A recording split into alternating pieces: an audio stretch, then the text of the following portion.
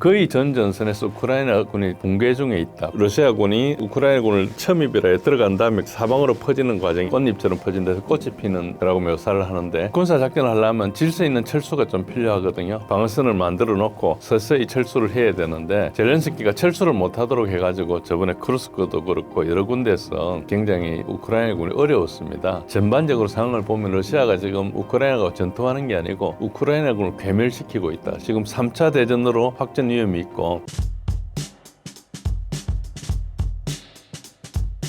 금호공대에서 초빙 교수를 하고 있는 진재일이고요. 진재일의 군사력 이해하기라는 블로그를 운영하고 있습니다. 다시 만나게 돼서 반갑습니다. 현재 러우 전쟁의 상황은 어떤가요? 예, 전황은 어쨌든 전장이 굉장히 넓으니까 전반적으로 전장틀을 한번 살펴보면은 크게 이제 북쪽에서 시작해가지고 동남쪽 방향으로 이렇게 시계 방향으로 쭉 보면은 맨 위에가 이제 쿨스크 지역이고, 그 다음이 하르키프 지역이고, 그쪽 넘어가면 이제 루안스크가 되고, 지금 주 단위로 이야기하는 겁니다. 그 다음에 도네츠크, 그 다음에 밑에 자포로자, 헤르손 이렇게 되고 있습니다. 크림으로는 공격을 안 하고 이제 크림 대교 연결하는 것만 하고 있기 때문에 전장은 그렇게 돼 있는데, 주공은 돈바스 지역입니다. 도네츠크 지역이 주공이고요. 그쪽을 공격하기 위해서 우크라이나 그쪽을 다 모을 거니까 분산을 시킵니다. 저공을 그렇게 하고, 우크라이나도 작년 8월부터 계속 방어만 하지 않고 크루스크를 한번 침공했었죠. 그런 상황이 있습니다. 이 중에서 가장 핵심적인 지역은 도네츠크에 있는 포크롭스크 지역이 가장 핵심적인 지역입니다. 그리고 이제 전반적으로 보면은 이 지도를 보시면 이 지도에 나오는 것은 격전지들이 쭉 나오고 있습니다. 러시아 입장에서, 이게 러시아 국방부에서 만든 지도거든요. 러시아 입장에서 자기가 해방했다고 하는, 주장하는 게 하늘색 동그라미들이 있고요. 이중 동그라미, 도너스 모양으로 되어 있는 거. 그리고 러시아 국기가 있는 데서는 지금 주요한 게 좀 많이 이제 성공했다, 이렇게 보시면 됩니다. 그리고 노란색 동그라미들이 있는 것은 인구가 굉장히 밀집한 지역이다. 그래서 이게 되게 겹쳐 있는데, 이걸 줌해서 보면 다 볼 수 있는데, 제가 한꺼번에 이렇게 보시면은 지금 이 동그라미들하고 러시아 국기들이 굉장히 많이 있죠. 이게 지금 최근에 전선이 굉장히 활발하게 움직이고 있습니다. 그래서 이제 처음부터 돈바스부터 쭉 보면은, 돈바스가 제일 중요한 지역이거든요. 루안스크하고 도네츠크 쪽 있는데, 저기 이건 미국의 전쟁연구소 지도인데, 보시면은 동그라미가 큰 것들이 지금 굉장히 전쟁이 격하게 일어나고 있다, 큰 변화가 있다, 이렇게 보시면 됩니다. 그래서 지금 말씀드린 포크롭스크 지역, 그쪽이 이제 가장 큰 변화가 일어나고 있고, 남쪽에도 굉장히 큰 변화가 일어나고 있습니다. 그리고 이제 그 옆에 주가 그 큰 글씨로 쓰는 드니프로 페트롭스크라는 지역인데요. 그 주가 이때까지는 러시아는 그 2022년 9월에 이제 이 4개 주를 자기 영토로 선언해 놓은 상태거든요. 국제적으로 인정은 못 받았지만은, 그렇지만 그 드니프로 페트롭스크는 자기 영토라고 선언 안 해놓은 상태에 있어요.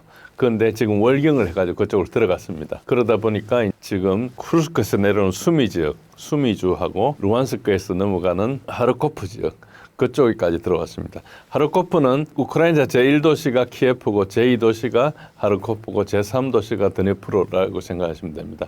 여기는 이제 공업지역입니다. 그래서 그쪽으로 들어가게 되면 이제 상당히 우크라이나가 어려워질 상황이 있습니다. 우선 수미 지역 붕괴 상황을 보면요. 지금 이 지도들이 하루 이틀 사이 지도를 제가 한 7개, 5개, 6개 보여드릴 건데요. 얼마나 빨리 변하고 있는지를 보여드리기 위해서입니다. 왼쪽에 있는 게 5월 31일 거, 그게 그 다음날 지도입니다. 그리고 가운데 있는 것은 확대한 건데요.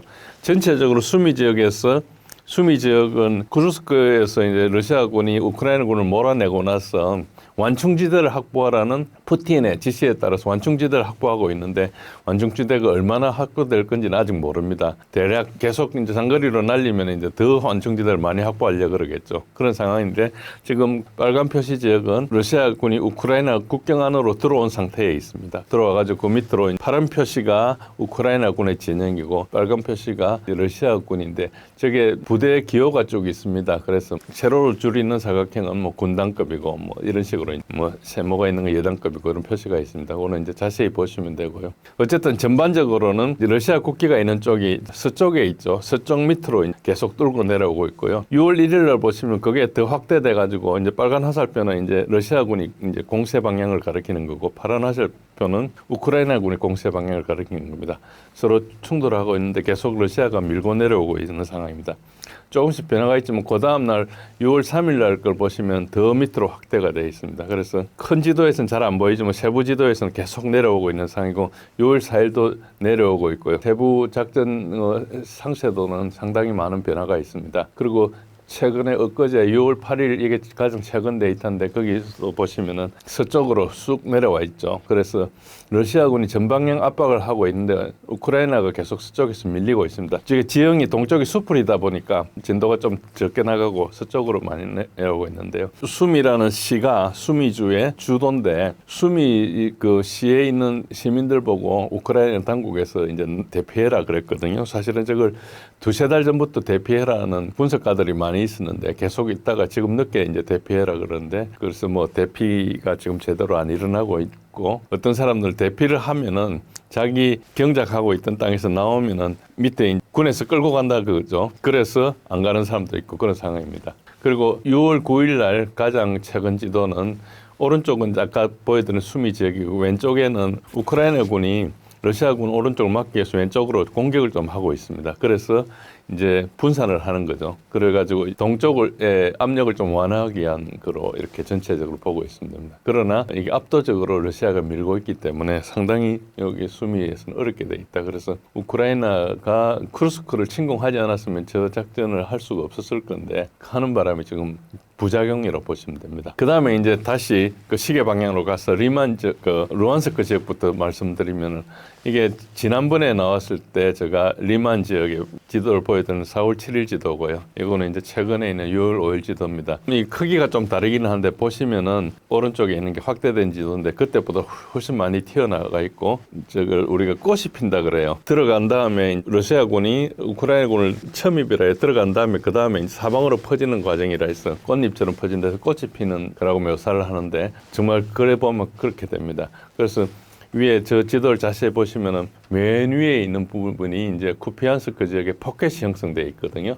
저렇게 포켓이 형성되면은 우크라이나군이 이제 갇히게 되는 겁니다. 갇히게 돼가지고 이제 거기서 이제 저항을 하기 위해서 굉장히 많은 부대를 넣어서 이제 저항을 하고 있지만은 포켓을 만들고 나면은 보급로가 좀 차단이 되거든요. 그래서 저 포켓 안에 들어가 있는 우크라이나 부대가 보급이 좀 원활하지 않게 됩니다.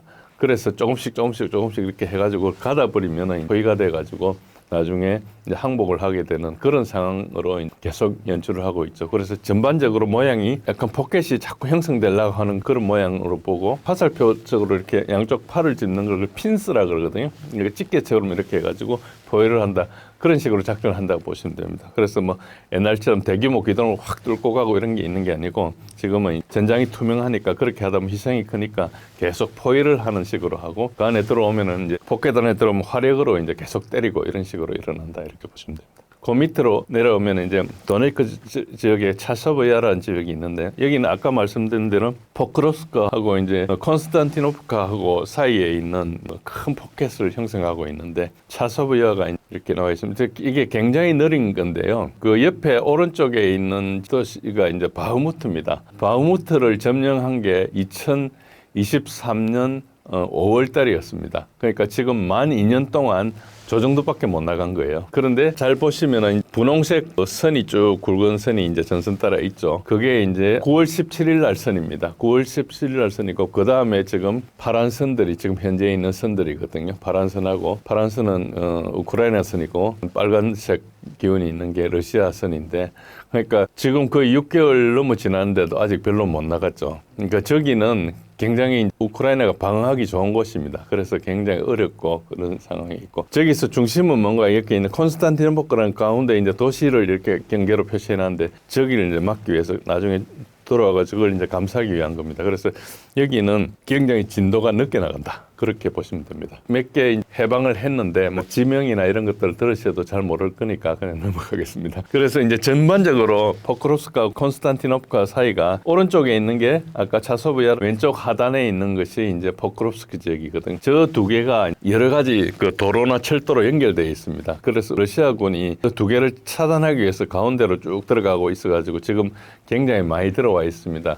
그래서 아까처럼 이 노란 선이 맨 밑에 노란 선이 울퉁불퉁하게 있는 그 선이 금년 5월 2일 날 선이었습니다. 그러니까 지금 한 달 조금 지난 사이에 굉장히 많이 들어와 있죠. 저게 거의 1년 동안 거의 안 움직인 선이 지금 움직이고 있는 거거든요. 그리고 꼽히는 것처럼 온 군데서 이제 모든 데서 러시아군이 앞으로 쭉쭉 나가고 있죠. 그래서 지금 포크롭스크하고 콘스탄티노프카 저 전선을 우크라이나군이 막기 위해서 엄청난 부대를 투입해 있는데 굉장히 지친 상태에 있다. 그래서 지금 인원도 부족하고 해서 좀 속도가 지금 굉장히 나고 있다. 그렇게 생각하시면 됩니다. 요 그림은 어디 있는 동영상을 제가 캐치해 온 건데요. 왼쪽 시계 방향으로 이렇게 그림을 순서대로 하면은 맨 처음에 3월 17일 그림이고 그 다음에 이제 4월 1일 그림이고 그 다음에 5월 1일 그림이고 그 다음에 6월 1일 그림입니다. 보시면은 굉장히 그 빨간 쪽이 금방금방 올라와 있죠. 그래서 최근에 한 달여 동안에 엄청나게 빠른 속도로 움직이고 있다 생각하시면 됩니다. 그래서 지금 전선이 굉장히 이때까지는 굉장히 교착 상태에 있었는데 지금 굉장히 많이 움직이고 있다고 생각하시면 되고요. 그 다음에 요 밑에는 그 포크롭스크 밑에입니다. 밑에 지역인데 이렇게 지금 보시면은 파란 부대 기호들 굉장히 많죠. 여러분들 군사 하시는 분 아시겠지만 왼쪽에 있는 큰 깃발이 저게 야전군 사령 깃발이라고 보시면 됩니다. 그 안에 군이 두 개가 있어요.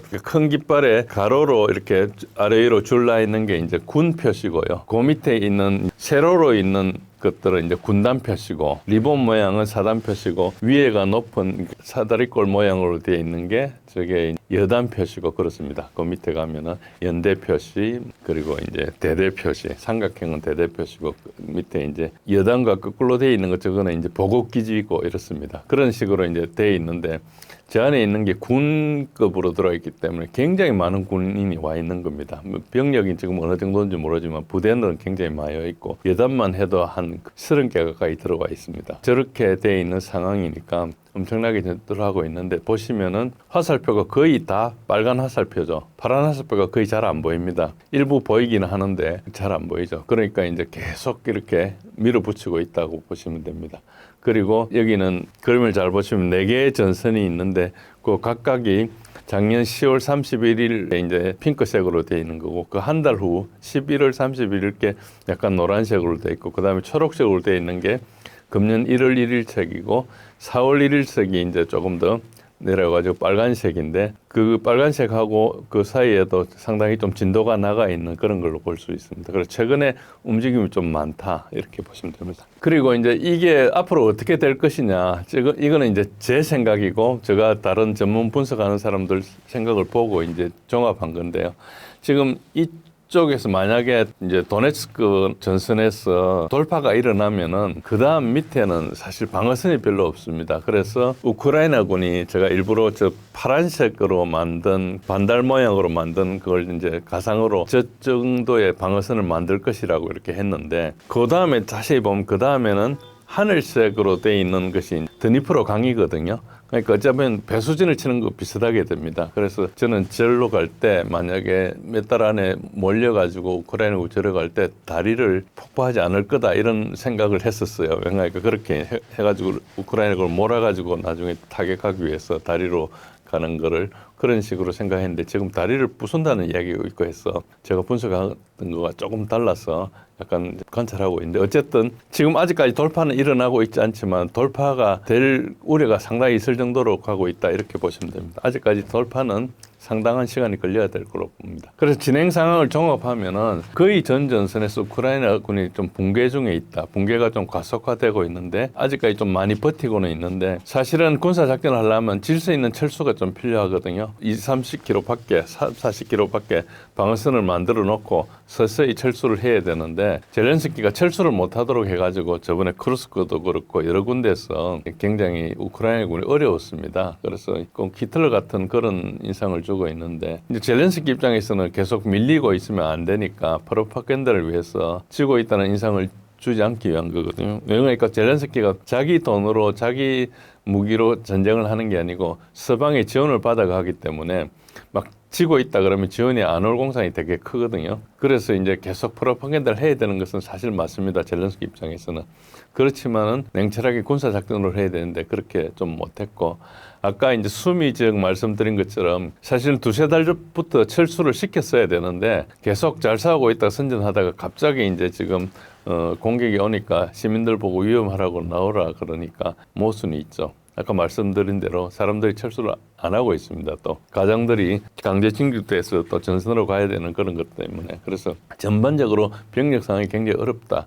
근데 정확하게 군사작전을 하려면은 질서 있는 철수를 위해서 방어선을 좀 만들고 이렇게 해야 되고 갑자기 무질서하게 철수한 피해가 굉장히 많습니다. 장비도 버리고 와야 되고 철수 막 하다 보면 오히려 더 두드려 맞기 더 쉽거든요. 반면에 2022년 9월에 러시아가 헤르손 철수할 때는 굉장히 질서 있게 철수했어요. 이미 다 철수해놓고 나서 대외적으로 철수 사실을 공표할 정도로 철수를 알리지 않고 이렇게 했거든요. 그렇게 나중에 그러다 보니까 철수했다는 사실을 뒤늦게 알아가지고 우크라이나군이 막 러시아군을 추격하다가 러시아군이 미리 설치해놓은 방어방에 걸려가지고 오히려 철수를 공격했던 우크라이나군이 굉장히 큰 피해를 그때 많이 입었습니다. 그 정도로 철수를 잘하는 게 굉장히 중요한 건데 지금 대조되고 있죠. 그런 거 있고요. 특히 이제 도네츠크에서 이제 굉장히 우크라이나군이 붕괴 중에 있고 아까 말씀드린 대로 드네프로 주로 러시아군이 진입한 상태입니다. 그래서 현재 러시아군이 진출한 주는 이미 선언했던 4개 주에다가 루안스크, 도네츠크, 자포로즈, 헤르손에다가 새로 하르키프, 수미, 그리고 드네프로, 페트롭스크 7개 주에 해당됩니다. 그렇지만 아직까지 키예프까지는 200km나 남아있기 때문에 뭐 키예프가 위험한 건 아니고 키예프는 지금 화력으로 두드려 맞고 있죠. 그래서 아직 러시아군이 진출한 그런 상황은 아닌데 전반적으로 상황을 보면 러시아가 지금 우크라이나가 전투하는 게 아니고 우크라이나군을 괴멸시키고 있다 생각하시면 됩니다. 그래서 상당히 큰 피해가 일어나고 있다 이렇게 보시면 됩니다. 러시아 공군기지 드론 폭격은 어떤 사건인가요?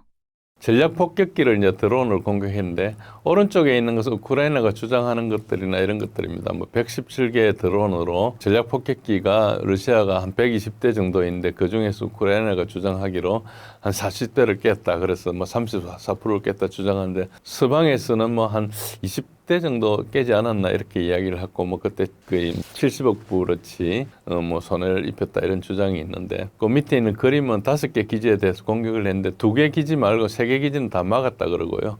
2개 기지에 대해 피해가 있는데 그걸 우크라이나에서는 오퍼레이션 스파이더 웹이라 그랬죠. 전략 폭격을 파괴했는데 최근 주장은 작게는 3대에서 7대 주장이 많고 그리고 한 14대까지 피해를 입었다는 주장도 있는데 러시아에서는 다 수리 가능하다고 주장을 했습니다. 그런데 이제 그게 어떤 의미인가 하니까 어떤 그 예를 들어서 에이왁스 같은 그런 항공기들은 엔진이 없는 것들도 있었거든요. 그러니까 그게 운행하는 게 아니고 스크랩해서 이제 예를 들어서 부품 같은 거 뜯어가지고 필요하면 쓰고 하려고 나왔던 그런 비행기들도 이제 좀 부수은 것 같아요. 그래서 미국의 아리조나 사막 가면 비행기들의 무덤이라 해가지고 옛날부터 비행기를 쭉 나열하고 있다가 필요하면 그거 뜯어가지고 다시 뭐 쓰기도 하고 하지 않습니까? 그거 같은 것도 몇 개 떨어뜨린 것 같고 그리고 이제 TU-95라는 게 좀 옛날 항공기거든요. 그래서 뭐 새로 생산은 못하지만은 엄청나게 이제 높은 건 아니기는 하지만 그래도 이제 전략 폭격기니까 전략 폭격기는 그 삼축 체계 하나에 해당됩니다. 핵전력을 투사할 때 바다에서 투사하는 것을 SLBM 그리고 공중에서 투사하는 게 전략 폭격기고 그리고 지상에서 투사하는 것은 사일로에서 하는 거랑 텔에서 하는 거랑 두 가지가 있죠. 트럭에 싣고 하는 거랑 이렇게 하는 게 있는데 그 전략 폭격기는 이제 그 삼축 체계의 하나니까 그걸 건드리는 것은 러시아한테 상당히 엄중한 것이죠. 그래서 러시아가 신경이 많이 쓰였을 겁니다. 그런 상황이고요. 그 다음에 그것보다 몇 시간 전에 테러 공격을 했죠. 그래가지고 브리안스크하고 크루스크의 교량을 붕괴시키는데 거기에 마침 그때 이제 기차가 이렇게 부딪혀가지고 사상자가 발생했는데 전시에 이제 교량이나 철도는 군에서 사용 가능하기 때문에 표적이 될 수 있습니다. 그래서 합법적이라 우길 수는 있는데 전선하고 멀리 떨어진 데다가 결과적으로 방학이나 휴가 가는 민간인들 애들이 많이 죽었거든요.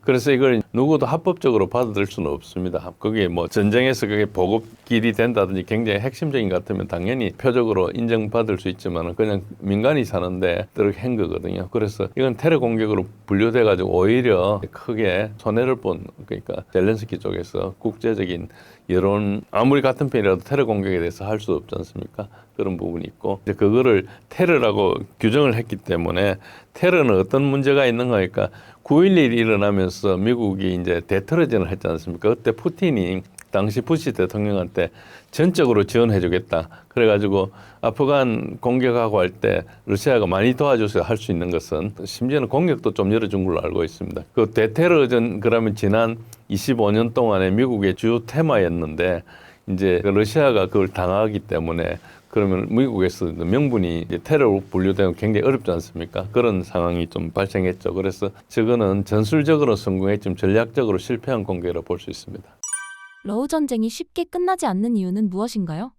쉽게 끝나지 않는 것은 끝낼 생각이 없는 것이 이제 가장 큰 거고요. 그리고 장기적으로 보면 러시아의 정치적 목표는 대테러전으로 지금 약간 바꾸고 있습니다. 그런데 우선 조금 더 다시 들어가 보면은 일단 젤렌스키가 끝내면은 자기는 일단 모든 게 다 넘어가는 상황입니다. 그러니까 일단 젤렌스키는 지금 임기가 끝난 상태에서 1년 넘어 동안 지금 대통령을 하고 있잖아요. 비상계엄을 이유로. 뭐 역사상 처음 있는 일일 거예요. 임기 가지고 뭐 전쟁을 이유로 들어가지고 전쟁이라도 예를 들어서 전쟁했던 뭐 프랭크 루즈벨트 대통령 같은 거 4번이나 이제 선거를 했지 않습니까? 전쟁 2차 대전 하면서도. 그런데 뭐 여튼 선거 때문에 그런데 그건 말이 안 되지 뭐 어쨌든 우크라이나 내부 상황이니까 그렇다 하는데 문제는 뭔가 하니까 이제 러시아하고 협의를 해야 되는데 협상을 하면서 러시아는 지금 법적으로 하자가 있는 젤렌스키 정권하고 협상을 못 하는 게 되는 거예요. 대안은 할 수 있지만 사인을 나중에 하게 됐을 때 후임이 와가지고 그 사람은 불법이었다 이렇게 이야기하면 이제 또 보면은 우리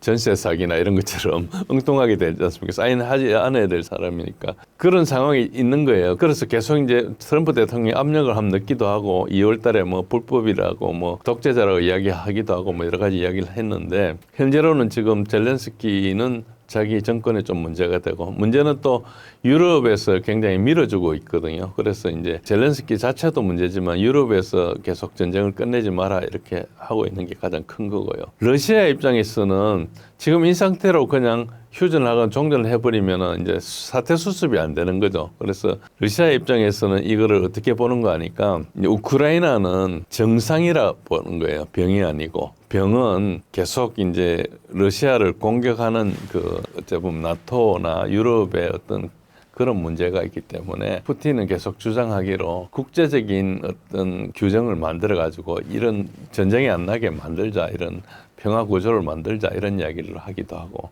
뭐 아시다시피 90년대 이럴 때는 러시아를 나토에 가입시키려고 했었어요. 클린턴 대통령 시절에 나중에 이제 비밀 문서가 해제돼가 나왔었는데 나토에 가입시켜 가지고 나토 국경을 어디까지 하는가 중국하고 국경까지 이렇게 하려고 하는 생각도 했었어요. 그러니까 나토가 냉전이 끝나고 나니까 어떻게 가야 될 바를 말라가지고 이렇게 저렇게 했었죠. 그다음에 푸틴이 대통령이 된 다음에 클린턴 마지막 임기 때 한 1년 겹치는 그 시기에 또 푸틴이 클린턴한테 우리도 나토 가입시켜달라고 이야기도 했었어요. 그때는 이미 그게 한 10년 전에 그게 지나간 상태지만 어쨌든 그래서 나토가 사실은 굉장히 애매한 상태로 계속 하고 있는데 지금은 결국은 러시아를 공격하기 위한 조직으로 바뀌어버린 거죠. 그런 상황이 있고요. 그리고 러시아에서는 이게 어차피 전쟁을 빨리 끝내고 늦게 끝내고 이런 걸 떠나서 근본 문제를 해결해야 된다 이렇게 생각하기 때문에 이번에 대충 하고 난 다음에 또 전쟁이 일어나고 이렇게 하다 보면 나라가 감당을 할 수 없으니까 전쟁을 한 김에 끝까지 해서 끝을 내자 이런 걸 가지고 있죠. 그런데 이제 테러 공격을 했지 않습니까? 전략 폭격기도 때렸고 다리도 부수고 해가지고 그 테러 공격을 하고 나면은 그걸 뭘로 보셔야 되는 거예요? 테러는 약자의 하나의 방법이거든요. 그러니까 지금 테러 공격했다는 자체가 우크라이나가 굉장히 몰리고 있다는 걸 방증하는 겁니다. 그래서 테러 공격을 했다 그러면 우크라이나가 지금 정상적으로는 전장에서는 못하게 이겼구나 이렇게 생각하시면 되고요. 그래서 이제 지금 러시아에서는 현재까지는 특별 군사 작전이라 해가지고 아직까지 전쟁을 선포한 상태는 아닙니다. 그런데 지난달에 한번 푸틴이 무슨 연설하면서 처음으로 전쟁이란 말을 언급했어요. 이때까지 3년 동안 전쟁이라는 이야기를 한 번도 안 했거든요. 그러다가 한 번 언급했는데 그게 무슨 의미인지 분석가들이 여러 가지 고민하고 있는데 아직 답은 안 나오는데 아마 전쟁으로 하기 위해서 계엄령이나 이런 걸 검토하고 있지 않는가 이렇게 생각을 하고 있는데 분명한 것은 일단 특별 군사 작전이라는 것을 법적으로 대테러 작전으로 전환할 준비를 하고 있습니다. 그래서 일단 테러리스트는 협상하지 않고 표적으로 삼을 수 있다 이렇게 되니까 과거에는 우크라이나 지도부 젤렌스키나 뭐 군부나 우메로프나 정보기관 부다노프 이런 사람들이 사람들이 표적이 안 된다. 이건 이제 테러리스트로 간주되면 그 사람들이 다 체포영장 내리고 표적으로 간주하고 공격 대상이 될 수 있죠. 그래서 이제 전쟁이 이제 굉장히 수준이 좀 달라지는 것이고요. 그리고 이제 그 러시아 비행장이나 민간인 그 표적 공격 후에 러시아 대중의 엄청난 그 변화가 감지되고 있습니다. 푸틴도 이제 말을 하면서 용어도 굉장히 많이 달라지고, 그러니까 러시아 대중은 휴전이 불가하다, 우크라이나 지구상에서 없애야 된다 이런 이야기를 하고 있고요. 푸틴은 테러리스트와 무슨 회담이냐. 그래서 러시아는 이제 젤렌스키 정권이 완전한 항복이나 파괴까지 전쟁을 계속하겠다는 급진적 애국주의가 막 통합되고 있거든요. 그래서 이걸 또 막으면 푸틴 정권도 위험할 수 있어요. 굉장히 분노한 상태거든요. 그런 상태라서 크게 보면 젤렌스키 압력이 오히려 러시아의 매파들 있지 않습니까?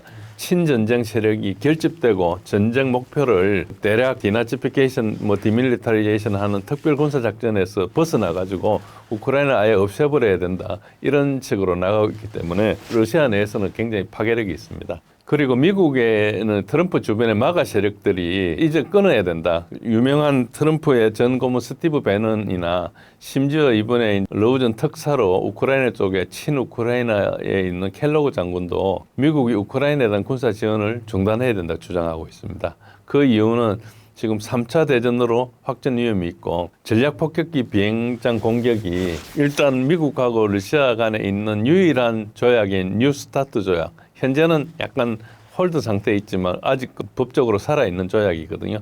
그 조약 위반 가능성도 좀 있고, 그래서 굉장히 중요한 걸 건드렸기 때문에 러시아의 보복 가능성도 있고, 그래서 트럼프 대통령이 보복할 거라는 이야기도 했죠. 그런 이야기가 있고요.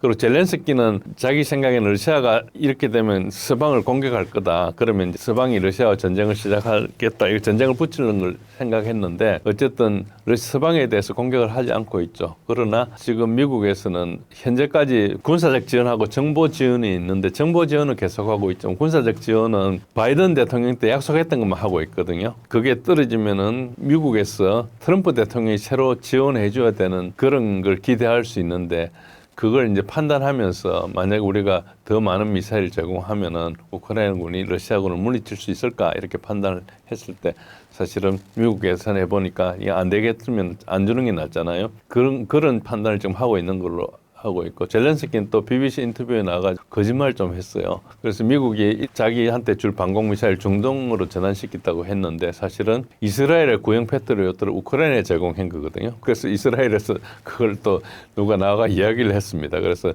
바로 하루도 안 돼가 거짓말 들통날 이야기를 계속하고 하다가 지금 젤렌스키는 거의 신뢰를 다 잃은 상태라 보면 됩니다. 그런 상태로 하고 있고, 조금 더 말씀드리자면 마가 지지자들, 지금 트럼프의 유일한 정치적 배경인 마가 지지자들 사이에서는 우크라이나하고 러시아가 싸우도록 내버려두자는 그런 분위기가 형성되어 있습니다. 그래서 그 형성에 맞춰서 며칠 전에 있었던 람스타인 그룹 미팅이라고 해서 이제 우크라이나 지원 연락관 그룹 회의가 있습니다. 거기에 피터 헥세스 미 국방장이 처음으로 불참했어요. 줌으로도 참가 안 했어요. 그러니까 과거에는 몸이 못와도 줌으로 참석했던 적이 있었는데 지금은 안 갔거든요. 그래서 이게 거의 마가 세력 하자는 대로 하고 있지 않는가 싶고요. 미국 내에서는 젤렌스키를 제거하자, 사람을 죽이자 이런 게 아니고 선거를 하게 한다든지 이런 식으로 해가지고 젤렌스키를 내려야 된다. 젤렌스키가 있는 아무것도 안 된다. 이런 움직임도 있습니다. 그게 공식화되지는 않지만은 그런 이야기가 거론되고 있는 그런 정도입니다. 전쟁 초기부터 지금까지 전략적으로 큰 전환점이 된 사건은 무엇인가요?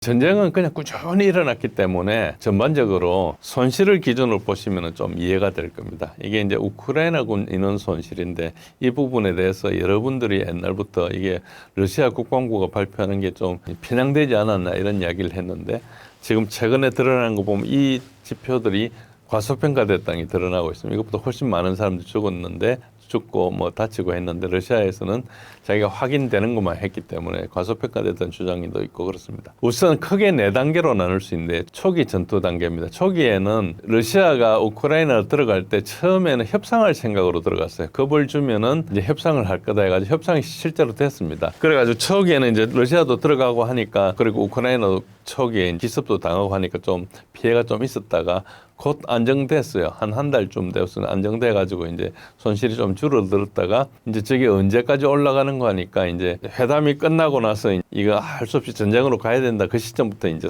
피해가 막 손실이 늘어나기 시작합니다. 교전이 좀 치열하죠. 특히 마리우폴 이런 데 들어가 가지고 상방에 이제 피해를 많이 입고도 이제 하는 거죠. 주요 거점을 차지하기 위해서 희생을 각오하는 거고, 그 확보한 상태부터는 이제 자기가 유리한 쪽으로 전쟁을 하니까 조금 통제가 되죠. 그렇게 가가지고 어디까지 갔는가 하니까 2022년 9월 달에 헤르손 철수하기 전까지 이제 하나의 큰 국면입니다.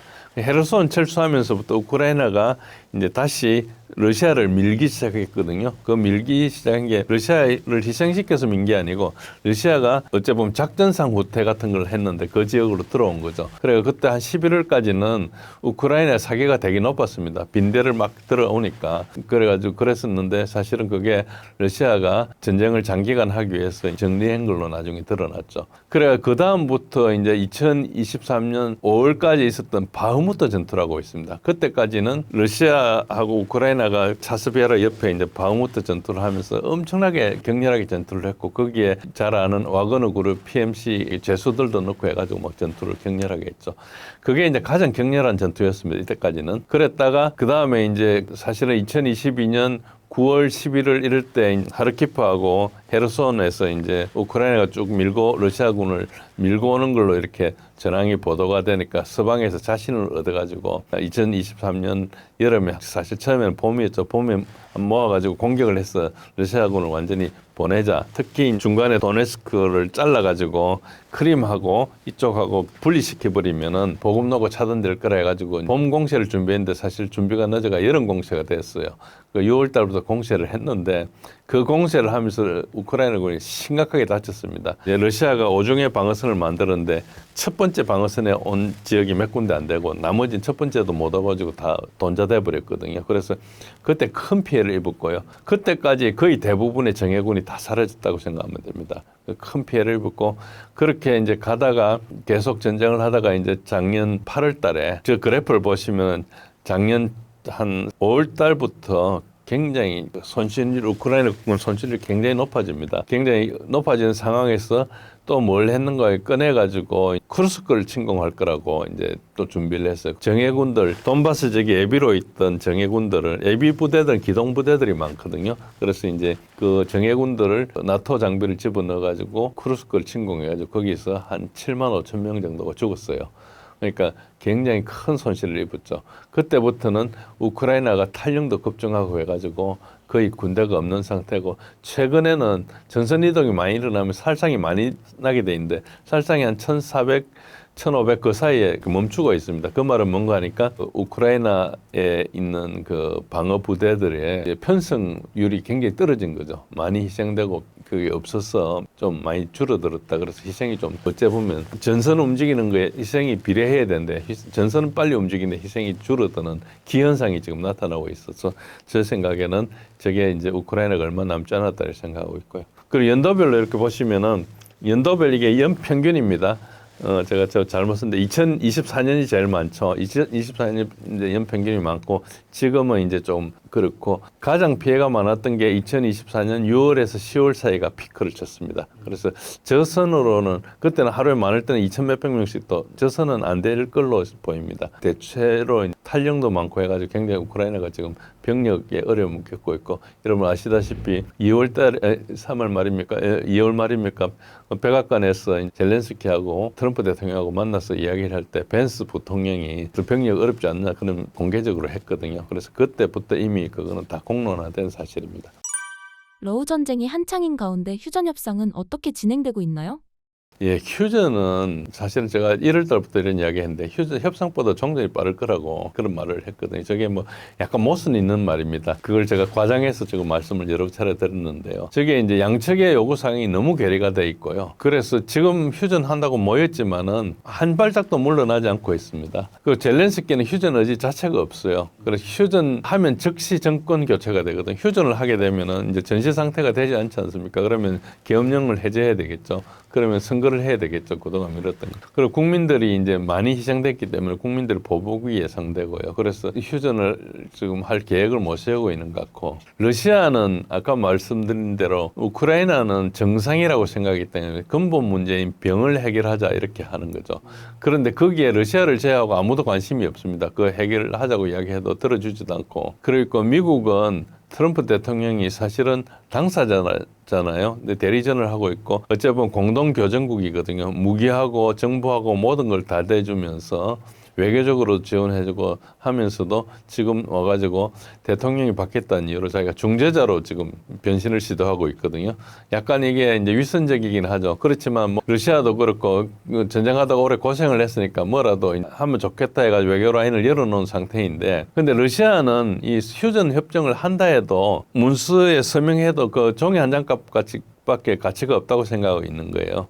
그러니까 서방한테 원체 많이 속아가지고 그래서 전쟁이 유일한 방법이라 생각하고 있습니다. 전쟁을 하겠다는 게 아니고 전쟁보다 더 나은 방법이 있으면 그때 휴전을 하겠다 이런 뜻이에요. 협상을 하겠다는 것이고, 첫 번째 민스크 1 협정은 2014년 9월 달에 맺어졌고 민스크 2 협정은 2015년 2월 달에 맺어졌는데 8년이 지나면서도 저걸 지킬 생각을 안 했고, 나중에 메르켈이 그 협상의 보증자였는데 협상 지키려고 한 게 아니고 우크라이나 군이 너무 약해서 키우려고 그랬다고 그런 이야기를 해버렸잖아요. 그러니까 이제 그다음부터는 서방이 보증을 써줘도 믿지도 못하고 2022년 4월 달까지 협상을 하면서 이스탄불 커뮤니케를 해가지고 양측의 안을 이렇게 수렴은 안 했지만 거의 상당히 근접한 이야기를 했어요. 예를 들어서 우크라이나 군은 러시아에서는 8만 6천 명을 요구했고 우크라이나에서 20만 명을 요구했고 이런 사이에도 열심히 하다 보면 그게 뭐 10몇만 명으로 가겠죠.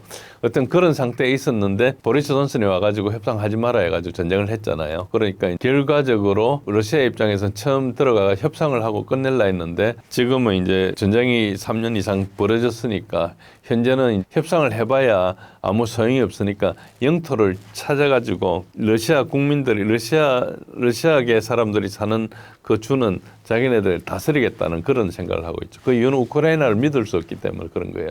만약에 협상을 맺어서 그게 잘 지키지는 어떤 신뢰가 형성돼 있으면은 전쟁을 하지 않을 거예요. 그래서 저 부분은 이제 러시아 생각이 맞는 거죠. 러시아 생각이 틀렸다 할 방법이 없죠. 벌써 3번이나 속았으니까 그런 부분이 있고, 그리고 이제 이번에 그 지난주에 했던 한 일주일 전에 했던 전략 폭격기 공격이 하나의 분수령이 됐습니다. 그래가지고 지금 미르 간의 핵협정 유일하게 남은 게 뉴스타트거든요. 뉴스타트가 2026년 2월인가에 끝나게 돼 있어요. 그런데 지금 현재로는 2023년도에 러시아가 일단 중단을 낸 상태에서 빠진 건 아니고 잠시 홀드를 해놓은 상태예요. 계속 제재를 하고 하니까 자기네들도 뭔가를 하기 위해서 이제 해놓은 상태인데 사실은 그렇게 했지만 서로 다 지키고 있었죠. 말로만 이제 중단을 해놓은 상태고 했는데 러시아가 국가 생존이 걸린 삼축 체계를 이제 건드리다 보니까 러시아의 생존이 걸린 걸 건드리다 보니까 이제 이거를 우크라이나가 이렇게 할 능력도 없는데, 그래서 많은 사람들이 MI6, CIA, 모사드가 진범이라 생각하고 있습니다. 푸틴은 트럼프가 했다고 생각하고 있어요. 그러니까 이게 휴전협정이라는 게, 협상이라는 게 모양만 하고 있지 실제로는 진행이 안 되고 있다 이렇게 보시면 됩니다. 교수님이 생각하셨을 때 현실적인 휴전 협상 방안은 무엇인가요? 현실적인 것은 제가 제안할 정도로 방안이 있으면 러시아나 우크라이나 했겠죠. 유럽이 전쟁을 원하고 있습니다. 그래서 휴전이 사실상 불가합니다. 그래도 만약에 가능하다면 러시아의 조건을 수용하는 수밖에 없습니다. 그래서 일부 수용을 하고 일부는 러시아한테 양보를 내고, 영토가 중요하면 영토를 좀 주고 다른 조건을 한다든지 이렇게 할 수가 있죠. 그런데 전혀 지금 그게 안 되고 있다. 좀 이따가 다른 유럽의 입장을 말씀드릴 건데 굉장히 서로 간에 간극이 있고요. 그리고 지금 전선이 움직이는 것을 앞에 말씀드렸는데 3년 동안 움직이는 건 달리 지금 굉장히 빨리 움직이고 있습니다. 그래서 협상 테이블에서 한번 제안한 거를 놓치고 나면 그 다음에 안이 바뀝니다. 그런 정도로 급히 움직이기 때문에 만약에 의지가 있었다면 6월 2일 날 즉각 수용하고 거기서 협상을 했었어야 되죠. 근데 이미 러시아가 드네프로로 진출했다는 것은 기존에 6군데 진출해 있다가 7번째로 왔다는 것은 그 다음에는 숨이나 하르키프나 드네프로를 요구할 수가 있거든요. 그리고 좀 더 가서 오데사나 미콜라이프를 요구할 수 있어요. 그러니까 지금 러시아 내 분위기는 러시아는 궁극적으로 우크라이나를 지도상에 삭제시키거나 내륙 국가를 추구하거나 이렇게 되고 있어요. 러시아의 입장은. 현재 휴전하면 푸틴이 실각할 가능성도 있습니다. 그래서 그건 뭐 간단하거든요. 아무리 지도를 높아도 사람들이 공부를 하면은 러시아가 1917년도 그 혁명도 한 네, 아닙니까? 공산혁명도 하고 했던 데니까 뭐 러시아도 그런 거는 하나 하는 나라죠. 그래서 국민들이 이런 것에 대해서 가만히 있지 않을 가능성이 있고, 물론 그럴 가능성이 지금 높다는 건 아니고 현실적으로는 그 압력이 푸틴한테 굉장히 미치고 있고, 지금 전쟁 피로 3년간 했기 때문에 전쟁 피로감을 국민들이 느낄 거 아닙니까?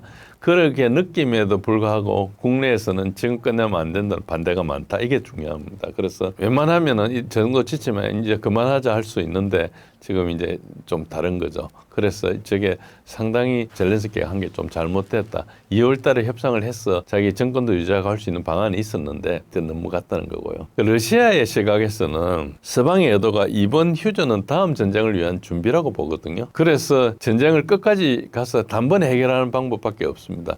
서방이 만약에 진정으로 휴전을 원하는 것 같으면 저렇게 나오지 않거든요. 그러니까 이게 현실적으로 휴전 방안을 좀 말씀드리는 건데, 양측이 저런 생각을 가지고 있는데 그 생각들이 또 다 맞아요. 그러다 보니까 접점이 없는 거죠. 휴전 방안을 들고 놓은 특히 30일 휴전 방향을 들고 놓은 그 서방이나 특히 트럼프가 그걸 들고 놓은 것은 참 바보 같은 생각이라고 생각합니다.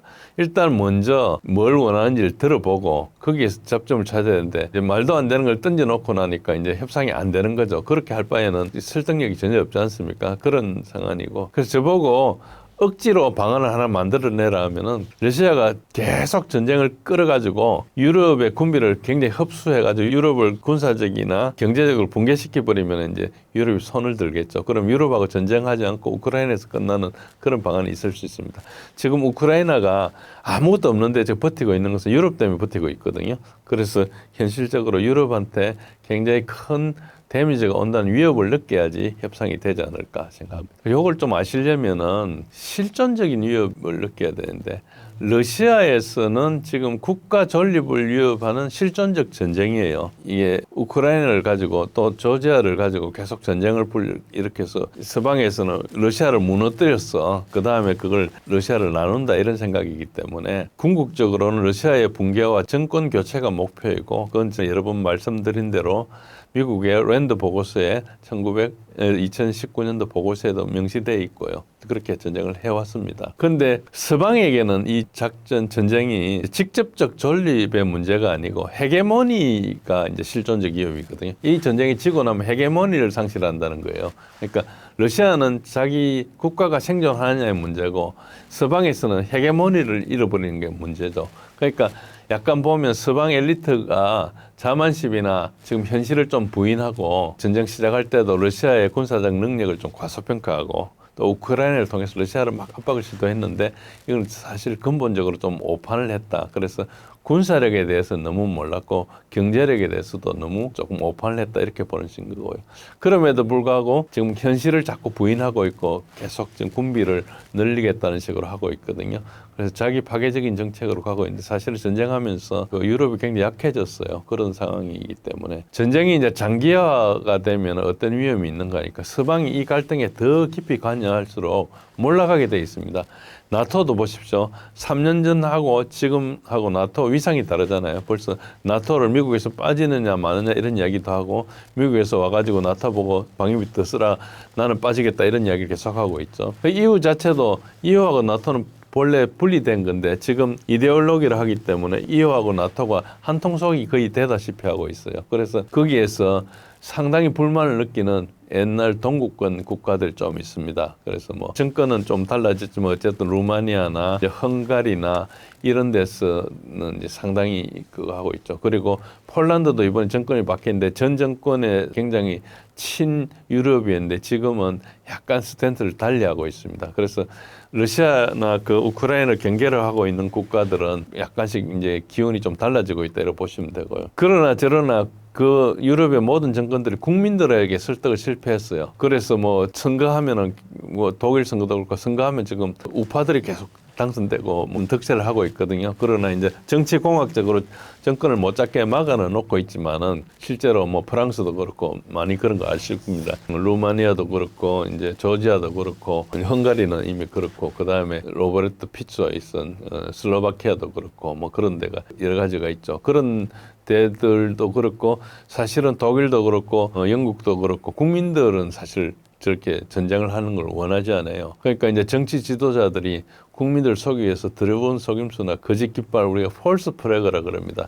내가 해놓고 남이 했다고 우기는 거죠. 우리가 뭐 통키만 사건이나 뭐 여러 가지 옛날에 보면 중요한 사건들이 우리가 아는 뭐 구교 사건이라든지 이런 소위 말해 전쟁을 만들기 위해서 상대가 했다 이런 식으로 하죠. 2차 대전 때도 그런 게 많이 있었습니다. 그런 것들을 쓸 것이라고 예상을 하고 있습니다. 많은 분석가들이 지금 서방의 대부분 국가들이 현재 국가가 붕괴 상태에 돼 있거든요. 그래서 이제 유로 같은 경우는 지금 25년 됐나 유로가 이제 통합됐는데 뭐 여튼 그때부터도 사실 헬무트 콜이 저게 거의 독재적으로 했죠. 국민들한테 선거를 했으면 7대3으로 진다는 걸 알고 자기가 그냥 선거 안 하고 유럽에 들어갔거든요.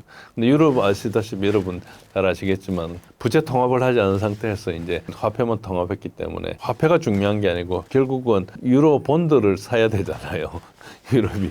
근데 그렇게 할 수가 없으니까 각국의 채권을 사는 거거든요. 국가마다 다 다르니까 별 힘이 없죠. 옛날 차라리 마르크와 시대가 더 나았을 수 있죠. 그러다 보니까 뭐 예를 들어서 뭐 그 투자를 하면서 미국 국채를 10억 불이 사라 그러면 금방 살 수 있는데 유로에는 어느 나라 걸 사야 돼 27개 나라를 골라야 되잖아요. 그러다 보니까 마켓이 발달 안 하니까 저게 유로 결국 망할 수밖에 없습니다. 저런 상태로 계속하고 있고 그러니까 그 밑에 경제들이 굉장히 힘이 없는 거죠. 그리고 영국은 경제가 붕괴돼 가지고 지금 재식민화를 시도 중에 있거든요. 그래서 과거 아프리카나 이런 데 있었던 데 하고 영향권을 행사하려고 여러 가지를 하고 있을 정도입니다. 그래서 전쟁 때문에 직접 거래된 건 아니지만은 독일 같은 경우는 이 전쟁하면서 제재를 하면서 상당히 피해를 많이 입었죠. 그런데도 불구하고 완전히 독일 정치권은 미국에 그야말로 체화처럼 하고 있죠. 자기 나라가 망하고 있는데 미국 가서 아부하고 있는 그런 사람들이 이제 있는 거죠. 러시아, 우크라이나를 비롯한 핵심 국가들의 피해는 어느 정도인가요? 피해는 대부분 경제적입니다. 일단 러시아, 우크라이나, 러시아는 인명 손실이 있었죠. 그러나 경제는 부흥해가지고 4%대 성장을 하고 있습니다. 우크라이나는 인구 멸절 상태에 있죠. 우크라이나 피해가 굉장히 큽니다. 제가 말씀드린 데이터가 과거에는 사람들이 러시아 국방부 데이터니까 좀 너무 편향된 데이터다 그렇게 했는데 사실 지금 밝혀지기로는 그것이 러시아 국방부가 과소평가한 데이터 정도로 지금 심각하게 문제가 생기고 있습니다. 전문가에 따라서는 거의 200만 명 정도 죽었을 거라고 생각했습니다. 150만 명 죽은 건 확실하고요. 부상 정도가 아니고요. 그 정도로 심각하고 거의 국가 붕괴 상태에 있고 전후 후유증이 전쟁 후가 어떻게 될지 모르지만 굉장히 예상되고 있고 아마 지금 떠났던 사람들은 우크라이나 안 들어올 겁니다. 생산 기반이 전혀 없거든요. 그래서 들어올 수 없으니까 남자도 없고 들어올 사람도 없고 하면 국가가 생존할 수 없잖아요. 그래서 아마 국가가 없어질 가능성도 있습니다. 약간 다른 문제니까 그 다음에 말씀드리고 독일은 우크라이나 외에 가장 큰 피해자입니다. 독일은 소위 말해서 녹색당이 세력을 떨치면서 메르켈 때부터도 오래전부터 원전을 없애버렸거든요. 그 원전을 없애가지고 대체 에너지를 이렇게 하다 보니까 에너지 기반이 굉장히 약해졌습니다. 그런데 노드 스트림도 붕괴가 돼. 그 전에 스스로 이제 규제에 동참함으로써 독일이 러시아 가스와 석유를 안 쓰기 시작했거든요. 그러니까 그 독일이 중화고금인데 에너지가 러시아 석유에 맞춰서 이렇게 세팅이 돼 있는데 그걸 안 쓰니까 설비도 다 바꿔야 돼요. 기름도 중전류, 디젤이 많이 나오는 기름, 경질류 이런 게 다 다른데 그 설비 바꾸는 게 엄청난 건 아니지만 어쨌든 뭔가 이렇게 세팅해가지고 잘 돌아가는 거에 대해서 뭔가 걸렸다고 생각하시면 되고요. 영국은 본래부터 망해가는 나라입니다. 그런데 이제 경제 제재 여파를 해가지고 그 금융 세력이 좀 약화가 될 걸로 예상됩니다. 특히 이제 금융으로 먹고 사던 나라가 지금 경제 제재를 하면서 중국이나 중동이나 이렇게 싱가포르나 뭐 이런 거 약간 다르긴 하지만 어쨌든 돈을 중국한테 맡겨야 되거나 하는 이제 영국에 맡겨야 되거나 하는 나라들은 영국이나 벨기에나 이런 데서 제재를 많이 했죠. 그래가지고 이제 경제 제재하는 역효과가 좀 있고 그건 지속될 거로 생각합니다. 저거는 신뢰 회복이 되기까지는 상당히 어렵고. 근데 영국이 그 전부터도 굉장히 어려웠어요. 근데 특히 이번에 그 돈을 굉장히 많이 대줬고 영란은행에서 우크라이나 채권도 많이 사고 있는데 한 풀도 못 받잖아요. 그게 다 디폴트니까 나중에 뭐 몇십 년 지나서 받을 수는 있을지 모르지만 어쨌든 그렇게 돼버린 상태고. 그러니까 뭐 영국이 굉장히 어렵고 프랑스는 상대적으로 좀 피해가 적은 편입니다. 그 이유는 원전 등 에너지 독립이 상당히 자율도가 높거든요. 그래 좀 적고 폴란드는 국방비를 5%씩 투자하니까 저게 사실 경제가 굉장히 큰 무리가 되죠. 그래도 이제 EU 지원이 좀 있어가지고 그래 좀 버틸만 하죠. 폴란드를 통해서 이제 물류가 다 들어가고 우크라이나를 하고 하니까 이제 폴란드에 좀 잘해주는 그런 게 있죠. 그래도 저게 후유증이 좀 있을 겁니다. 그리고 미국은 러우전으로 패권을 사실 상실한 거예요. 가장 큰 피해자일 가능성이 있습니다. 그래도 이제 부자가 망해도 3년은 버틴다고 국력으로 버티고 있지만은 트럼프가 개혁 성공 못하면은 재기 불능 상태에 빠질 수도 있습니다. 아직 그까지는 그렇게까지 가기에는 미국이 가지고 있는 그 잠재력이 원체 많기 때문에 그리고 특히 이제 미국을 대체할 대안이 없기 때문에 좀 버틸 거라 생각하지만은 분명히 나쁜 영향을 받고 있고 앞으로 위험한 건 분명합니다. 그리고 중국은 이제 글로벌 사우스의 부상이 예상되고 있죠. 중국이 지금 현재 경제적으로 어렵고 헤매고 있지만은 그래도 미국을 대체할 걸 생각하면 중국 외에는 별로 대안이 없거든요. 중국이 뭐 미국 수준의 나라는 아니지만은 보면 아직 뭐 성장해야 될 게 되게 많지만은 현재로는 상대적으로 전쟁을 하면서 러시아하고 관계도 좋아졌고 그래서 러시아, 중국 뗄 수 없는 관계가 됐잖아요. 저러면 중국이 상당히 좋아집니다. 북한은 엄청난 수혜자고요. 한국과 일본은 대표적인 피해자입니다.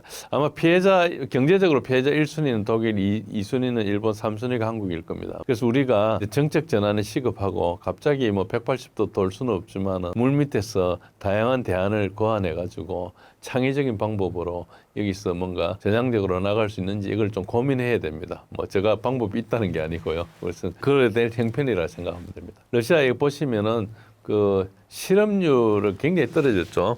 그러니까 저게 전시 이제 가동하는 효과가 있고요. 경제 제재 효과가 있습니다. 러시아가 왜 경제 제재 효과 때문에 실업률이 낮아지는가 하면은 러시아는 이제 자원 국가였고 그리고 방산 위주의 국가였고 민간 산업은 굉장히 약했습니다. 그런데 이제 민간 산업이 약했던 이유는 민간 회사들이 이제 서방 회사들하고 경쟁이 안 되기 때문에 약했고 주로 서방 회사들이 러시아에 들어와서 공장도 만들고 뭘 하고 그랬거든요. 그래서 이제 서방하고 조금 이렇게 한 25년, 30년 이렇게 소위 말해서 네트워크가 형성돼 있었는데 경제 제재를 하면 그 잘라버렸지 않습니까? 그러니까 그걸 전부 러시아가 자체로 생산하고 했어야 됩니다. 그 하는 과정에서 산업 보호 효과가 생긴 거죠. 그래가지고 조금 일어나고 있죠. 특히 굉장히 어려운 것 중에 하나가 민항기 엔진을 만든다든지 민항기를 개발한다든지 이런 것들은 보잉이나 에어버스나 이런 큰 회사들이 독점을 하고 있는 상태에서 이걸 만들기가 되게 어렵거든요. 그 회사들도 전 세계 100몇십 개국에 다 아웃소싱을 해가지고 스플라이 체인을 형성하고 있는데 러시아는 그걸 잘라가지고 자기가 혼자서 다 만들어야 되죠. 그러니까 굉장히 효율성이 떨어지는데도 불구하고 그걸 했어요. 그러니까 일부 성공했고 상당히 잘 나가고 있습니다. 그런 측면에서 보면은 뭐 그게 결국 그렇게 엄청 경제성이 있는 건 아니지만 그래도 생존선을 넘겼다는 측면에서 저게 앞으로 국내 산업 전쟁이 계속 장기화되고 제재가 계속되면은 저게 경쟁력을 가질 정도로 성장할 수도 있습니다. 그게 뒷받침되는 게 러시아가 자원이 많이 있어가지고 상당한 제재를 버틸 수 있다는 체력이 있기 때문에 그렇습니다. 우리나라 같으면 제재를 받으면은 뭐 자원이 없으니까 수단이 없을 건데 러시아는 상당히 다르다는 거죠. 아까 말씀드린 것 중에 어떤 게 있었는가 하니까 전략 폭격기에 대해서 드론 공격을 했지 않습니까? 그리고 그 다음에 이제 교량에 대해서 테러 공격을 했기 때문에 이것에 대해서 이제 러시아가 보복 공격을 할 거라 그랬고요. 보복 공격이 어떤 범위인지 지금 러시아가 입을 닫고 있습니다. 그래서 사람들이 이미 시작한 것이라는 말도 있고 아직 시작도 안 했다는 말도 있습니다. 그래서 아직까지 저걸 알 수가 없는데 지금 현재까지 한 것은 러시아 공군이 2월 4일부터 9일까지 우크라이나의 군사 목표물에 굉장히 대규모의 공격을 했습니다. 서방 언론에서 민간인 피해자를 하고 있는데 사실은 군사 목표물에 대한 공격을 했죠. 그 중에서 최근에 했던 것 중에 루츠크시에 있는 벙커를 공격했어요. 그 안에 이제 벙커 안에 스톰 섀도우 미사일 56개하고 패트리어트 미사일 33개가 들어 있었어요. 아시다시피 패트리어트 미사일 한 발에 한 몇십억 하거든요. 200만 불 가까이 하기도 하는데 33개면 몇천만 불 아닙니까? 그리고 스톰 섀도우 미사일도 꽤 비싼데 그래서 저게 뭐 수억 달러어치 되겠죠. 그런 것들을 한 방으로 공개해가지고 제거한 게 있고요. 그 다음에 드론 생산 공장인 안톤, 이제 우리 알다시피 AN으로 나가는 기종이 있습니다. 우리 북한이 가지고 있는 AN2부터 시작해서 AN으로 나가는 그 공장을 만드는, 그 비행기를 만드는 공장이 우크라이나에 있는데 구소련 공장이죠. 그 안톤 공장에 항공기 공장이거든. 그거를 폭격을 했어요. 그래서 지금 그 우크라이나 드론은 어떻게 만드는 거니까 거의 가내수공업으로 전환했어요. 그래서 그 차고에서 만든다고 이야기하고 하루에 뭐 두 사람이 가지고 뭐 하루에 뭐 많이 만들면 100개, 20개 뭐 이렇게 만드는 식으로 돼 있습니다. 그러니까 그 조달도 상당히 어렵고 어려워질 겁니다. 그래서 지금까지 드론으로 전쟁하고 있는데 좀 상당히 어렵게 되고, 특히 이제 호텔을 공격한 것들이 있는데 외국 고문이나 용병들이 머무는 것은 호텔을 공격합니다. 그리고 드론을 요즘 어떻게 하는 거예요? 전장에서 드론은 조금 위협이 되니까 요즘은 후방에 있는 드론 운영기지를 찾아가 때리고 있거든요. 아무래도 안테나 같은 게 나무보다 높은 데로 나와야 되거든요. 그게 드론을 하려면은. 그러니까 그런 걸 찾아가 때리고 있기 때문에 지금 상당히 우크라이나 드론 운영이 어려워지고 있고요. 그리고 우크라이나가 지금 방공망이 굉장히 약한 상태입니다. 그러다 보니까 이제 세츄레이션 어택이라 포화 공격을 하는데 그냥 다양한 드론으로 날리면 우크라이나가 그걸 쏘아야 되지 않습니까? 그러고 난 다음에 극초음속 미사일이나 이런 걸 발사해가지고 방공망을 극복하는 식으로 하기 때문에 지금 물량전에서 굉장히 밀리고 있는 상태인데, 이게 러시아가 생각하는 보복 공격인지 아닌지는 아무도 모르고 있습니다. 그런 상태가 있습니다. 그리고 이제 러시아, 우크라이나 인원 손실 아까 한 말씀드렸지만 전반적으로 어제 날짜로 123만 명을 돌파했고 현재는 하루에 한 1,400명 선의 손실이 일어나고 있고, 아까 말씀드린 대로 우크라이나 인원 부족이 매우 심각하고 있는데, 말씀드리고 싶은 것은 인원 손실 누계가 왼쪽에 있는 것이 2차 대전 때 독일이고 오른쪽에 있는 게 우크라이나 군인데 이게 갈수록 비슷하게 돼가고 있다. 저는 계속 수요를 해가지고 나토에서 계속 지원을 해준다 해서 전쟁은 어느 정도 하겠지만은 전쟁 길어봐야 2026년 7년까지 갈 거고, 제가 볼 땐 분석적인 면에서 6개월 버티기 힘듭니다. 그래서 올해 안에 거의 끝날 가능성이 되게 높습니다. 그 끝까지 버티고 있는 경우거든요. 보통 작전에서 할 수 없는 식으로 초인적으로 버티는데 저게 힘들다고 보는 게 정상입니다. 그 이유는 이제 러시아가 소모전을 하기 때문인데 3+6이라는 개념을 가지고 합니다. 이거는 모든 부대, 그러니까 하급 부대나 상급 부대나 비슷합니다. 가장 분대를 내보낼 때 3명을 먼저 내보내요. 전방에 3명을 내보내니까 맞아봐야 3명이 죽는 거잖아요. 3명이 가가지고 앞에서 이제 정찰도 하고 필요한 거를 이제 자기가 고지를 확보하거나 이제 유리한 지점으로 딱 기동을 하고 난 다음에 뒤에 후방에서 6명이 오는 거예요. 앞에 뭐 3개 부대가 가면 6개 부대가 간다, 이런 식으로 생각하시면 됩니다. 그래서 처음에는 이제 전장을 장악하는 전력을 들어가는 거죠. 적의 방어선을 타격하고 교란도 하고 그래가지고 뭐 소규모로 기계화 보병이나 공수부대나 뭐 전차부대나 정찰대나 이런 게 들어가가지고 들어갈 수도 있고 그렇게 들어가는데, 일단 확보하고 난 다음에 이제 후방에서 지원을 해줍니다. 포병이나 통신이나 공병이나 수송, 의료, 기갑 이런 걸 해가지고 하면은 전방을 이제 간접적으로 지원하죠. 그러면 이제 앞에 있는 3명이 지속 작전을 할 수 있지 않습니까? 그리고 이 3명이 또 교대도 할 수 있죠. 그래가지고 이제 계속 하는데, 일단 중화기나 이런 걸 쭉 해서 일단 예비병력 들어가고 하니까 전방이 무너지면 즉시 투입하는데, 이게 왜 효과적인가 하니까 전장이 굉장히 투명한 상태니까 왕창 들어가면 한꺼번에 이렇게 많이 터지는 거죠. 그런데 조금씩 들어가면은 지금 3+6이면 3이 맥시멈 피해가 되고 그쪽에 위험하면 다른 데로 돌릴 수 있지 않습니까? 이런 식으로 계속 하는 거죠. 그래 이게 사실은 배탈리언 대대 전술단의 어떤 중심 작전에서 나타나고 있는데, 이 과거에 7, 80년대 OMG 전술이라 해가지고 작전 기동하는 그런 식으로 해가지고 대규모로 가가지고 빈틈 있으면 쭉 밀고 들어가는, 이거에서 좀 진화한 형태다, 그런 형태라고 생각하십니다. 그래서 이런 식으로 하다 보면은 소모전을 계속 유도하거든요. 그래서 3의 부대를 전진시켜가지고 적의 위치를 파악하고 반응을 유도하고 나서 적의 위치가 파악된 거기에다가 유기 정밀 공격을 하는 거죠. 그래서 전선은 계속 유지되면서 병력 손실이 발생해도 바로 후방에서 메꿀 수 있게 이렇게 하는 그런 3+6을 쓰고 있다, 이렇게 생각하시면 되고요. 3+6은 꽤 유명합니다. 한 2, 3년 정도부터 알려져 있는데 그렇고요. 이거는 이제 탄약과 포병 중심의 작전입니다. 이 화력 우세가 있어야 할 수 있는 거죠. 그래서 지금 러시아가 우크라이나에 비해서 압도적으로 화력이 우세하기 때문에 우크라이나는 저 전술을 쓸 수가 없습니다. 저렇게 하다 보면은 앞에 있는 산마저도 나거든요. 왜 그러니까 뒤에서 화력 지원을 안 해주면 앞에 산이 굉장히 약하기 때문에 금방 손실이 나죠. 그래서 현재 손실 교환비가 20대 1이라는 주장이 있는데, 상당히 근거가 있다고 봅니다. 그거 조금 이따가 설명드릴 기회가 있을 건데요. 그 정도로 지금 되고 있고요. 그 손실교환비는 지난번에 5월 22일자에 말씀드렸던 내용이 기본적으로 같은 그래프인데 쭉 보시면은 대략 그때 지표로 봐가지고 손실이 한 5배에서 10배 사이에 우크라이나가 좀 심하게 나는 것 같다. 그리고 탄약 소모량이나 시체 교환비로 이렇게 쭉 했는데 최근에 밝혀진 것은 시체가 교환비가 2배 이상 됐다는 게 밝혀졌어요.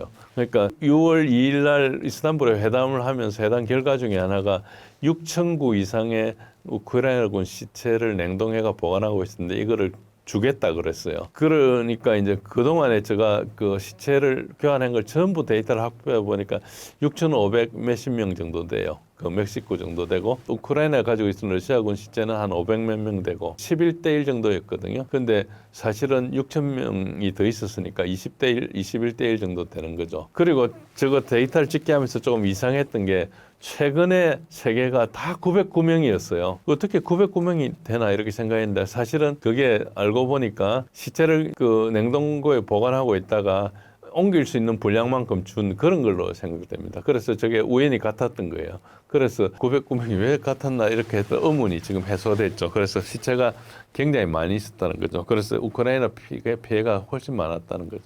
그래서 과거에는 5 내지 10대 1로 봤는데 현재는 20대 1 정도 되고 그것도 누계고요. 누계고 지금 현재는 한 50대 1 정도 될 수도 있어요. 부분적으로는. 그러니까 그 정도로 지금 우리 전방에서 일어나는 거 보면 그렇게 날 수가 없거든요. 전방에서는 그 보병들끼리 거의 분대 전투 같은 걸 하기 때문에 20대 1 피해가 날 수가 없지 않습니까? 그런데 이제 그 후방에서 화력으로 때리는 걸로 전방 오기 전에 굉장히 손실이 많이 나는 거죠. 그런 걸로 보시면 되고요. 이스탄불 회담 결과에 지난주에 이제 밝혀진 겁니다. 포로 교환도 이제 본래 1대1이니까 1000명 대 1000명을 교환했었죠. 지난번 이스탄불 만났을 때. 그런데 그러다 보니까 이제 우크라이나 포로가 러시아에서 한 7000명 가지고 있었는데 우크라이나 포로는 없었죠. 그런데 이거를 이 중에서 환자나 되게 이제 25살 밑으로 되게 젊은 사람들은 그냥 우크라이나에 전달하겠다. 본래 1대1인데 그냥 주겠다 이렇게 했는데 지금 우크라이나가 날짜를 통보 안 해줘가지고 못 돌려주고 있는 그런 상태고요. 시체 전달하려고 와가지고 지금 못 줘가지고 약속 장소에 안 나타나서 지금 이틀째인가 사흘째인가 기다리고 있습니다. 그런 상태고요. 그래서 저걸 다 반영을 하면은 이때까지 러시아 국방부가 발표한 우크라이나에 있는 손실은 과소평가됐다 이렇게 보시는 게 맞습니다. 그래서 굉장히 전장의 상황이 우리가 알고 있는 것보다 굉장히 참혹한 상태였다 이렇게 보시면 됩니다. 트럼프 대통령이 나토 동맹국의 방위비 분담 확대를 요구하는데 나토는 앞으로 어떻게 될까요?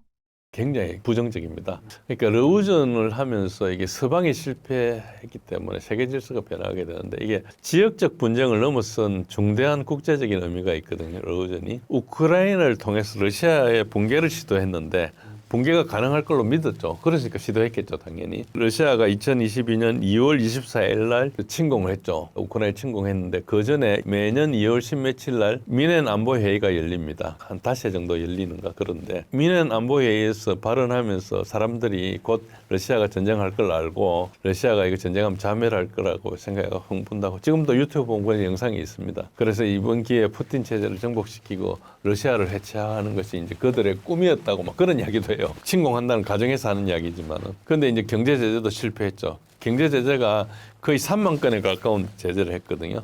그걸로 러시아를 굴복시킬 걸로 예상했는데 그것도 이제 잘못됐고 가장 큰 건 군사적 오산이죠. 특히 러시아가 확 쳐들어올 걸 생각했는데 그렇지 않고 14만 명에 19만 명 사이에 아주 제한된 병력으로 참전해가지고 처음부터 우크라이나 정보가 얻어고 없었고 침략해가지고 이제 협상으로 끝낼라 했는데 다시 전쟁을 하게 되면서 소모전을 택하고 러시아가 다시 전시 경제로 보면 동원 체전 이런 걸 다 바꾸고 러시아도 몇 번 시행착오를 거쳤죠. 그렇지만은 지금 3년이 지나서 보면은 러시아군은 지금 엄청나게 강력한 군대가 돼 있고요. 동원 체제도 잘 돌아가고 있고 굉장히 기술적으로도 우수하고 이런 군대가 돼가지고 서방이 굉장히 아무것도 못하게 되죠. 경제적으로도 망하고 군사적으로 망한 상태죠. 그래가지고 나토 실패가 어째 보면 러우전을 통해서 앞으로 나토가 실패하게 될 것. 사실상 실패했고 해체냐 뭐 조직 변화냐 이런 건 남아 있는데 나토가 실패할 게 분명한 게 이번에 이제 다극 체제가 확실히 부상이 돼버렸거든요.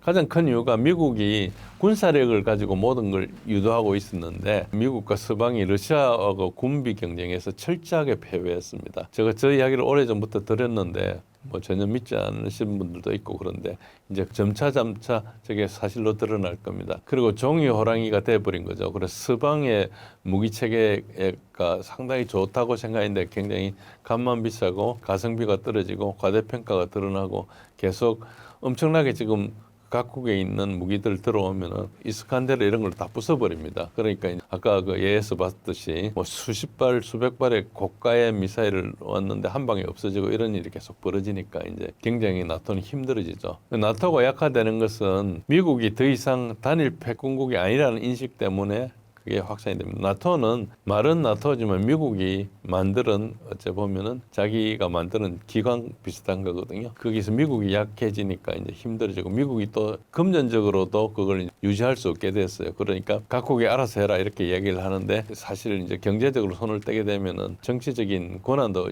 약화되기 마련 아닙니까? 그래서 장기적으로 보면 미국이 나토에서 굉장히 약화될 거고 나토가 그럼 뭘 해야 되느냐 문제가 이제 미국이 없어지면 굉장히 복잡하게 됩니다. 당장은 이제 분담금 늘리는 걸로 하고 있지만은 힘들어지고요. 특히 이제 나토 명성이 굉장히 손상이 입었는데 러시아 군사 승리가 명확해질수록 세계적으로 봤을 때 야, 나토만 가입하면 해결될 거라 생각했는데 이제 안 되니까 명성이 약화되고 서방 국가 내에서도 나토 가입해봐야 뭐 하겠느냐. 그리고 유럽 경제에 막대한 피해도 있고 이러니까 이제 그런 게 있고요. 이게 명성이 손상되면 이제 국력이 약해지지 않습니까?